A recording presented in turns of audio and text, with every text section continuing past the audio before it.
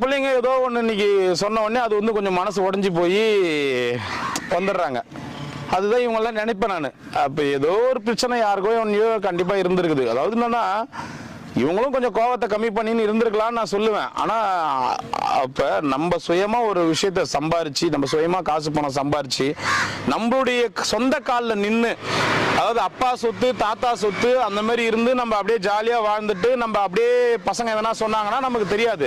ஆனால் நம்மளுடைய உழைப்பை முதலையும் போட்டு நம்ம சொந்த காலில் நின்று, சொந்த காலில் நம்ம உழைச்சி, நம்ம சொந்த காலில் வாழும் போது, நம்ம ஒரு பிள்ளைங்களை நல்லா வளர்த்து கிழத்து அவங்கள ஆளாக்கி நம்ம சும்மா முடியலடான்னு உட்காரும் போது, அந்த பிள்ளைங்களும் அந்த பிள்ளைங்களை சார்ந்தவங்களும் நம்ம சொல்லும் போது எவ்வளோ வலிக்கும்ன்றது எப்போ தெரியும் தெரியுமா? நீ சொந்த காலில் உழைக்கிறீங்க பாருங்க, அது கூட தெரியாது. அந்த சொந்தமாக உழைக்கிறீங்க பாருங்க, அப்போ கூட அந்த வலி தெரியாது. நைட்டு பகலும் உழைச்சோம், யாருக்காக உழைச்சோம், உள்ளுக்குள்ள ஒரு சந்தோஷம் இருக்கும், நம்ம பிள்ளைங்களுக்காக தான் உழைச்சோம் அப்படின்னு. ஆனால் கடைசியாக நம்ம பிள்ளைங்களும் அந்த மாதிரி சொல்லும் போது அந்த